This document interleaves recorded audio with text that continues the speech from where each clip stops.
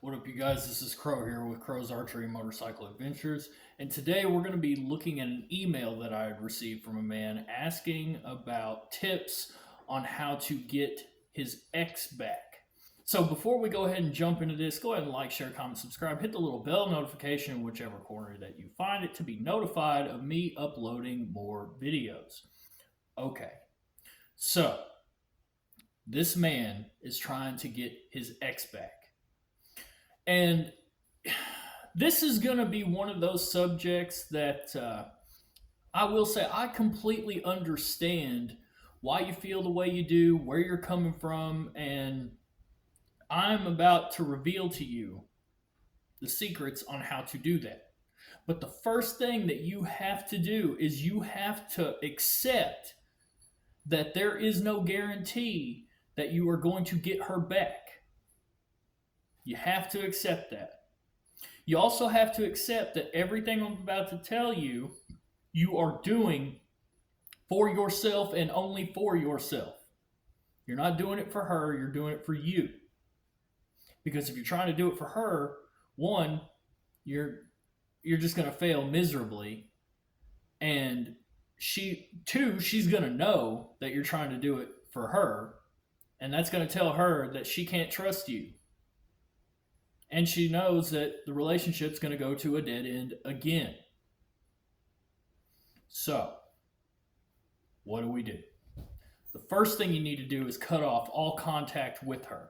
No emailing, no calling, no texting, no messaging, nothing. The reason for that, you're not trying to be mean or nothing like that, even though it's a possibility she could be acting kind of mean or cold or super distant, and we'll talk about that here in a minute. But the most important reason behind cutting off all contact on both sides is it allows both parties to take a step back and really kind of look at a situation to determine if that is what they want to do or not. Two, it when that's going on, you are basically telling the other person, I respect your space. And if you are constantly hounding and blowing them up over and over and over and over again, and it doesn't have to even just be about trying to get back with them, I mean, it could be anything. They, in the moment, are not really reading what you're saying. They're feeling that you are continuously invading their privacy and space when they have clearly made it known to you that they need to separate from you for whatever reason. And this is going to give you a chance to step back and take a look at yourself. Now, breaking the whole contact thing or whatever. The only time I suggest that you do that is you allow her to message you first. The reason for that is, since she was the one who did the breaking up, it is on her to come to you and say whatever. I mean, it could just be just a message to ask you how you're doing, or to finally give you the answers that you've been looking for. But she doesn't want to tell you those things in the moment because, one, she may end up saying stuff that she doesn't actually mean. And two, she really doesn't know fully how she's feeling in the current moment. So you got to give her time and you got to give yourself time. And again, as you step back, you take a look at yourself. This leads to point two. Start taking a personal inventory about the problems that either A, she has complained to you about, or B, things that you have noticed, and you have to be honest with yourself, that could have been contributing factors of what led to the demise of the relationship to begin with. Because those core things right there, if you don't take care of those, then they're going to resurface and the same thing is going to happen. All right. 3, you need to start becoming more involved with growing yourself as a person. We're talking go to the gym, go pick up a new hobby, go eat somewhere new. I mean, just do stuff like that and gain new experiences and invest in yourself. The next thing, I would honestly suggest maybe getting, I wouldn't say like a trainer or maybe a coach or anything like that. Go talk to a professional therapist. Explain your situation. Talk about yourself because that's really what they're there for, is to listen to you talk. And what they're going to do is they're going to be able to give you an outside opinion that does not have a bias behind it. So that is in your best interest. And another big thing you need to do is if you are serious, if you are actually serious, you are going to be doing these things genuinely because you want to do them for you, not for her. Because if she thinks for a moment that you're doing any of this stuff just to appease her, she's not going to respect you, for one. Two, she's not going to trust or believe anything that you say, especially if you come back and get another shot and you're the same guy that she left. Then you have nobody to blame but yourself. That's why it's so important that if you are going to start going down this road, you have to be dedicated wholeheartedly, and you have to accept you may never hear or see or speak to her again, but you will be fine with or without her. And if you do get the shot, she has to be able to see that you actually did work and became a better person and that you meant it. That's the key right there. And she needs to be doing the same thing.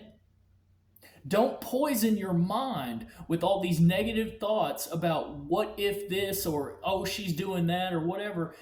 Who cares? Remember, something that you should always know is that you are not replaceable. You are not replaceable.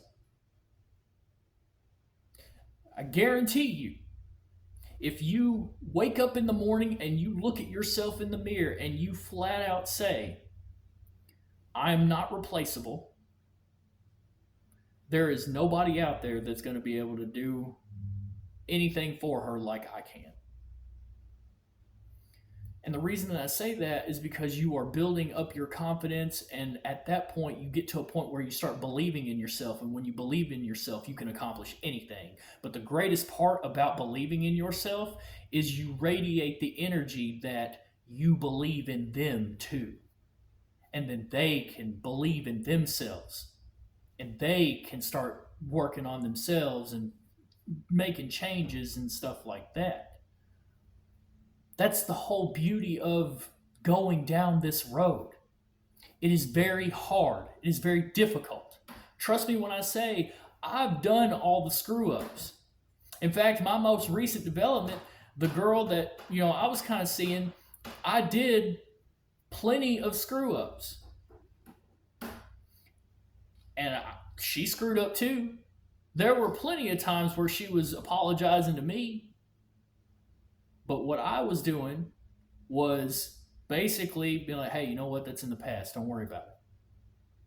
And at the time, I was doing so because I wasn't trying to hold any of her flaws against her, because I didn't want her to hold my flaws against me.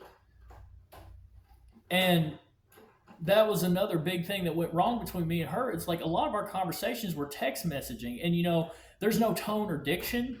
So either one of us could have said one thing and then took it as something else. But in person, it was like a perfect match. In fact, I know for a fact that if her and I were to sit down at a table and actually just talk and hang out and enjoy each other's company, I know for a fact every single thing that, we had been upset about or arguing about, or the whole reason that we split, we'd forget about it in 20 seconds. I know that. But here's the thing: when you're going to cut contact off, What you need to do is whenever she breaks up with you, is you basically let her know that you may not agree with it, but you understand. You know why? Because that tells her that you're respecting her decision, and she remembers that. Me, I screwed up, but I didn't. Like, I told her exactly that. She told me her response, the true response. And then a couple days later, I was like, man, I'm about ready to go down this road, this journey of self development. And I know that there was a part of me, and still is, that maybe at the end of it, when I open the final door, she'll be standing there. But the thing is, I had to and still have to walk this road without her. And so I messaged her basically telling her like a final goodbye. And then the next day, I had some real bad stuff happen. She works at a store that I had to go to in order to buy things to fix it, and that was just bad. Like there was a part of me that's like, man, I shouldn't even do that. But at the same time, if you just show up if I was to just show up at her job after we just went through this, that'd be even worse. You know what I'm saying? So I was trying to be respectful and let her know, hey, I've got to come in. Um, I even tried to say, hey, is there a way that we can just avoid each other? You know what I mean? Because, that's just awkward. And honestly, I know it would have hurt my heart. You know what I mean? That's why, another thing that you need to do when I'm talking about don't contact them anymore, like stay away from their social media. Don't be looking up their social media. Don't be doing none of that, because it's going to hurt your heart, and it's going to hurt your soul and your mind and all that. You know what I mean? Trust me when I say, bro, I completely understand. You already hurt enough, especially when you try to go to sleep at night. And the things that keep you awake, or the things that keep it to where you don't want to wake up. I get it. And I promise you, if you truly mean it and you dedicate yourself to walking down this road, yeah, it's a possibility that you may never see or speak to her or get another chance, but there is a slight possibility that you will. And do you want to be the same guy that she left? No. You want to be the guy that you know that you actually are. Because if you don't start working on yourself, especially like maybe old wounds, that was something that happened between her and I, like I had a lot of old wounds that would kind of come up and surface, and I may not have realized it or saw it in the moment, but I was putting that on her, and that wasn't fair to her. She didn't deserve that. And she kind of was doing the same thing with me based on her past. And I didn't deserve that. Her and I met because that I truly believe that we were supposed to teach each other something. That's the only girl in my entire life that has taught me, hey, it is time to get on the path, work on yourself. And I know, of course, there's always that part in your brain that hopes. It's like, okay, maybe she'll be at the door when I get to the end and open.